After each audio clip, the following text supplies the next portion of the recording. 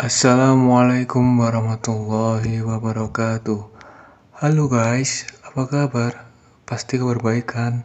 Balik lagi nih dengan saya Ahmad Husain Zazuli, yang tentunya mahasiswa UIN Radin Masaid Surakarta dengan NIM 212111258, kelas HES 3G, dengan mata kuliah Fikih Siasah, dengan dosen pengampu Bapak Danu Adi Setianto. Pada kesempatan kali ini saya akan menjelaskan tentang yaitu guys, apa itu tentang pendekatan kajian fikih siasah serta perkembangan objek kajian dari fikih siasah tersebut. Yang pertama yaitu pendekatan kajian fikih siasah. Terdapat 3 pendekatan dalam mengkaji Islam dan politik, yakni pendekatan normatif, sosial historis, serta filosofis. Pendekatan normatif diasumsikan bahwa memahami kajian politik dalam Islam tidak bisa dilepaskan dari disiplin yang sangat dominan, yakni fikih. Namun, tidak bisa disangka lagi bahwa kajian politik dalam sejarah Islam dengan menjadikan fikih sebagai optiknya tidak bisa dilepaskan dari bidang yang lain, yakni teologi. Membahas politik dalam Islam secara normatif berarti menderasnya dalam bingkai fikih juga teologi, menggambarkan argumentasi masing-masing kelompok yang disarikan dari teks-teks keagamaan.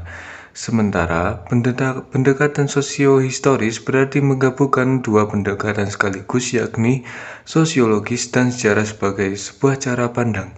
Karena itu, mengkaji politik Islam dalam kerangka sosio-historis berarti melihat elemen-elemen dalam panggung politik Islam dari aspek sosial, bisa meliputi interaksi, struktur, simbol, institusi, dan lainnya.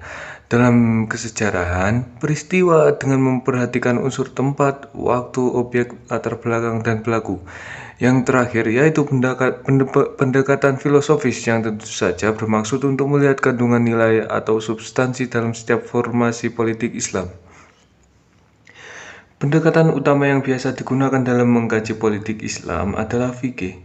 Seperti yang digambarkan di awal bahwa pendekatan fikih baru digunakan setelah pendekatan teologi terlebih dahulu membahas tema politik itu. Pendekatan fikih di sini juga meniscayakan bahwa politik sebagai sesuatu yang ilahi. Artinya, politik selalu didekatkan dalam persepsi bahwa ia merupakan perintah Tuhan. Pemahaman seperti ini yang kemudian terformulasi dalam sebuah gagasan politik Islam yang sangat eksklusif. Terus yang B, yaitu perkembangan kajian dari fikih siasah. Yang pertama yaitu masa klasik kerajaan atau prakolonial. Secara umum, berdasarkan kerangka ortodoksi Ahlus Sunnah wal Jamaah yang terbentuk pada masa dinasti Umayyah 41 sampai 132 Hijriah atau 661 sampai 750 Masehi. Fikih siasah Indonesia klasik berdasarkan kontekstualisasi Sunni menjadi 3 aspek ortodoksi Islam Indonesia, yaitu kalam Asy'ariyah, fikih mazhab Syafi'i, dan tasawuf Al-Ghazali.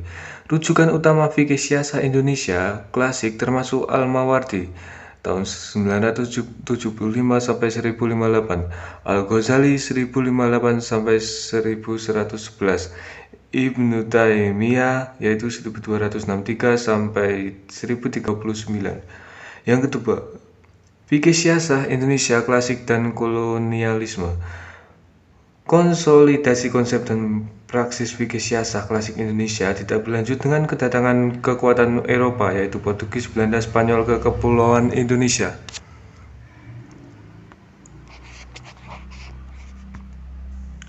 Kesultanan kerajaan yang dibiarkan Belanda tetap ada, tidak memiliki kekuasaan politik, ekonomi, dan keagamaan. Penghapusan kerajaan kesultanan membebaskan Islam Indonesia dari absolutisme dan feodalisme. Kolonialisme di Inggris dibalas menanjung memperkuat otoritas kerajaan atas Islam dan adat.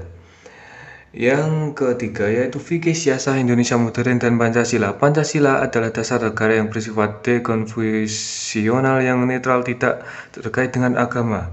Pancasila dasar negara yang bersahabat dengan agama. Pemimpin Muslim menerima Pancasila sudah Islam sebagai kalimah al-shawah.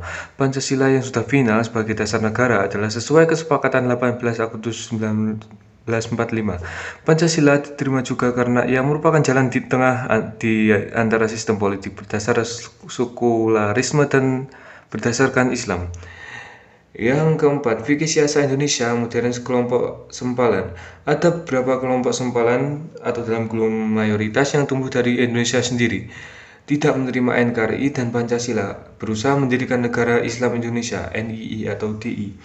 Juga ada kelompok sempalan seperti HTI atau JAD yang merupakan gerakan politik transnasional yang ingin membentuk khalifah dan menerapkan syariah atau membentuk daulah Islamiyah di Indonesia. Terdapat romantisme dan utopianisme beserta salah paham dan salah konsepsi tentang dakwah Islamiyah dan atau khalifah. Ya, sekian guys presentasi materi yang saya berikan kepada rekan-rekan semua. Bila ada kesalahan saya mohon maaf sebesar-besarnya. Dan jangan lupa ya guys, like, subscribe, dan share kepada teman-teman kalian. Semoga video ini bermanfaat. Makasih guys. Assalamualaikum warahmatullahi wabarakatuh.